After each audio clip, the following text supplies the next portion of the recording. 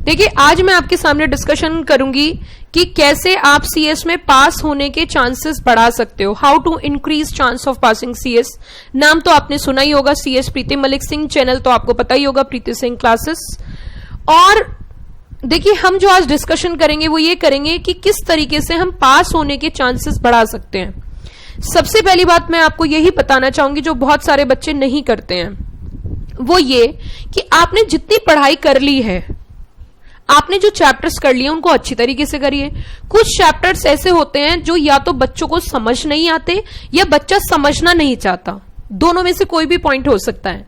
तो एक चीज सुनिए, अगर उन चैप्टर्स में से कुछ चैप्टर्स, मान के चलिए किसी सब्जेक्ट में 24 चैप्टर हैं और उसमें से आपको 3 चैप्टर बहुत टफ लग रहे हैं, 3 चैप्टर आपको याद नहीं हो रहे, या 3 चैप्टर आपको समझ में नहीं आ रहे, या 3 चैप्टर आपके कंट्रोल में नहीं हो रहे, तो उन 3 की वजह से आप 21 चैप्टर्स का फोकस खराब ना करें।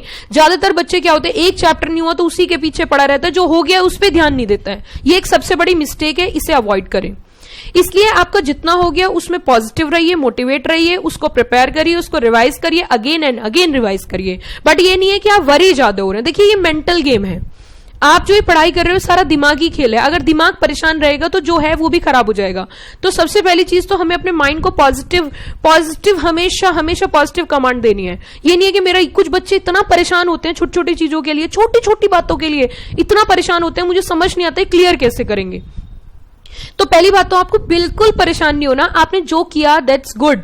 जरूरी थोड़ी ना जो छोड़ा उसी में से आए। और अगर नहीं हो पा रहा तो जस्ट रीड कर सकते हो, रिव्यू कर सकते हो, या अपने टीचर की हेल्प ले सकते हो। लेकिन इसका मतलब ये नहीं है कि पूरा पूरा दिन खराब कर दोगे। दिन खराब नहीं करना, जो हो गया उस पर फोकस करिए, ठीक है। एक तो ये बात। दूसरी बात, पैनिक नहीं होना है, परेशान नहीं होना है, अपने आप को परेशान नहीं करना है, अपने दिमाग को परेशान नहीं करना है। ज्यादा पढ़ना है, पढ़ने में ज्यादा दिमाग लगाना है इंस्टीड ऑफ परेशान होना। बच्चे परेशान ज्यादा होते हैं, पढ़ते कम है, ये भी कहीं ना कहीं गलत है। तो बेटर है पहले क्या करना है, पहले आपको पढ़ाई करनी है। पढ़ाई करोगे तो ऑटोमेटिक सी बातें, परेशान नहीं होगे। तो जितना ज्यादा सोचते हो, सोचना कम है, प्लान एक ही बार करना है, उसके बाद एग्जीक्यूशन पे ध्यान देना है, ठीक है। तीसरी चीज आपको ध्यान रखनी है, राइटिंग प्रैक्टिस। एग्जाम में writing play a very important role. एक चैप्टर पढ़ लिया, उसका एक क्वेश्चन लिख के देखो। 2 चैप्टर पढ़ लिए, उसके 2 क्वेश्चन लिख के देखो। 3 चैप्टर कर लिए, उसका फिर एक क्वेश्चन लिख के देखो। इट मींस क्वेश्चंस पे ध्यान ज्यादा देना है। कुछ बच्चे क्या करते हैं, डीप में पढ़ाई करते हैं, एकदम सेक्शन के अंदर सबसेक्शन के अंदर, प्रोविजो के अंदर second proviso, then explanation, then this. बेटा, ये वाला टाइम बिल्कुल डिटेल में जाने का नहीं है। ये टाइम है आपको रिवाइज करने का। जितना जल्दी रिवीजन होगा उतना ज्यादा पॉजिटिव मोटिवेशन आएगा। जरूरी नहीं उस एक्सप्लेनेशन से ही क्वेश्चन आए जिस एक्सप्लेनेशन को आप कर रहे हो। अभी पहले सेक्शन तो ध्यान रखो, सब सेक्शन तो ध्यान रखो। सेक्शन याद नहीं हो पा रहा तो उसकी जो फैक्ट्स हैं वो तो ध्यान रखिए। समझ आ रही है। तीसरी चीज, लिखने की प्रैक्टिस बिल्कुल नहीं करते हैं। तो एक चैप्टर पढ़ो, पास्ट एग्जाम का एक क्वेश्चन करो। अब वो क्वेश्चन कहां लिखना है, कुछ बच्चे रफ रजिस्टर में लिखेंगे। Wrong practice, yes again wrong practice. जो आपने क्वेश्चन पढ़ा, आपने एक चैप्टर, सपोज एक चैप्टर रिवाइज किया कंपनी लॉ का, आपने फर्स्ट चैप्टर रिवाइज किया, तो अब उसे लिखना कहां है, ये भी इंपॉर्टेंट बात है।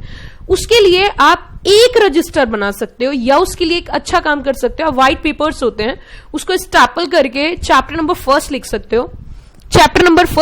हो, उसका क्वेश्चन लिख सकते हो और उसका आंसर।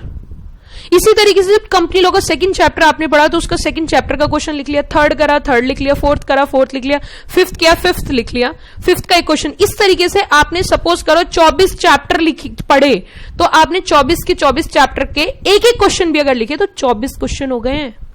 बट अगर वही आप रफ पे लिखते हो वो किसी काम का नहीं है। लेकिन अगर आपने फेयर कर लिया तो ये 24 क्वेश्चन वो क्वेश्चंस हैं, जब आपका एग्जाम आएगा तो आप सिर्फ 10 मिनट में 24 क्वेश्चन रिवाइज कर लोगे। तो वो आपको स्टैपल करके अपने पास रख लेने हैं। इसका फायदा नंबर 1, पहला फायदा होगा कि जब आपने चैप्टर रिवाइज करा तो आपको आइडिया लगा कि मैंने एक चैप्टर करा है, उसका क्वेश्चन लिख के देखा। आप इस प्रैक्टिस को बढ़ा भी सकते हो, 2 भी लिख सकते हो, 3 भी लिख सकते हो, depends upon you, but minimum 1। मैं बहुत ज्यादा बड़े टारगेट्स नहीं देती हूं, मैं हमेशा छोटे टारगेट में बिलीव करती हूं, क्योंकि छोटे टारगेट अचीव हो जाते हैं। बड़े टारगेट अचीव ना होने की वजह से छोटा भी नहीं हो पाता। सपोज करो आपने सोचा कि 5 क्वेश्चन लिखने हैं फर्स्ट चैप्टर में से, लेकिन सब्जेक्ट एक नहीं है ना, मल्टीपल सब्जेक्ट्स होते हैं। Are you got the point ना? यस।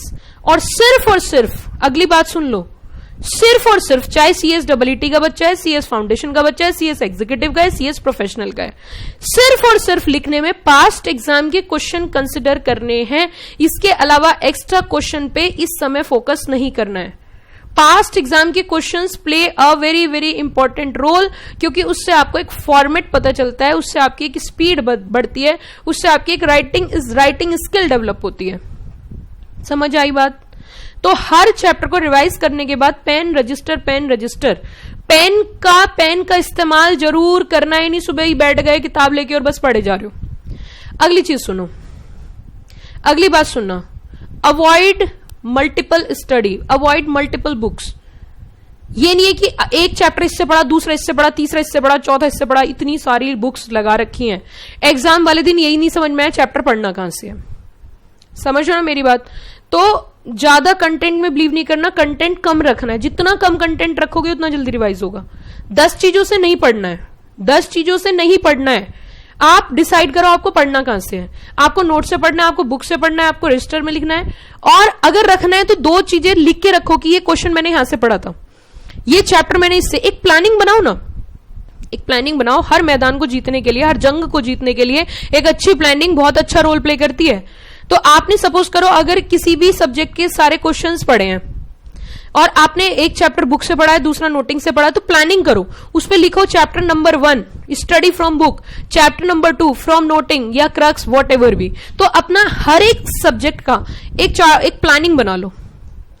प्लानिंग होनी चाहिए स्टार्टिंग में, ताकि आपको टाइम वेस्ट ना हो। जब जिस दिन आपका एग्जाम उस दिन आपको ये ना सोचना पड़े ये चैप्टर कहां से पढ़ना है, वो चैप्टर कहां से पढ़ना है। सो अवॉइड मल्टीपल बुक्स, ज्यादा बुक्स में नहीं जाना, कुछ भी इस समय नया ट्राई नहीं करना। जल्दी बता रही हूं, ये वो टाइम है कुछ भी नया ट्राई नहीं करना। अगर कुछ नहीं आ रहा है तो स्किप कर सकते हो, लेकिन उसके चक्कर में 2 दिन खराब नहीं करने, क्योंकि 2 दिन का फालतू समय नहीं है। ठीक है? तो कुछ भी नया ट्राई नहीं करना। अगली चीज, बहुत पॉजिटिव रहना है।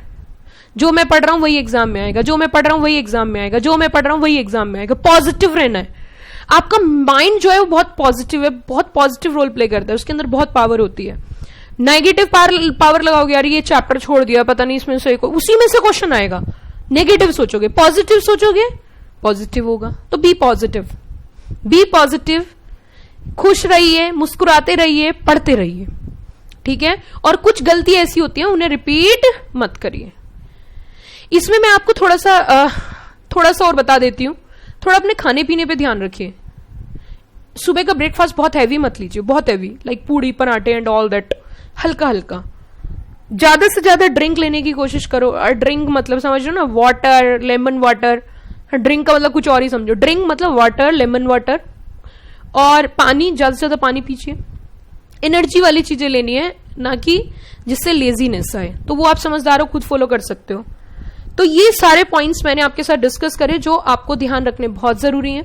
Be focused on your study. और कुछ ऐसे काम जैसे कि क्वेश्चंस की प्रैक्टिस करनी है, पास्ट एग्जाम क्वेश्चन लिखने हैं, प्रॉपर आपको उसके लिए नोटिंग बनानी है, वो फाइल बना सकते हो जो कि लास्ट मोमेंट पे रिवाइज करना है। कुछ भी नया ट्राई नहीं करना है। ठीक है? मल्टीपल बुक्स, मल्टीपल कंटेंट नहीं, उसके लिए एक प्लानिंग करनी है, कौन सा चैप्टर कहां से किस समय कैसे पढ़ना है। Okay, I got the point, hope so आपको कुछ बातें समझ में आई होंगी। Thank you, have a nice day.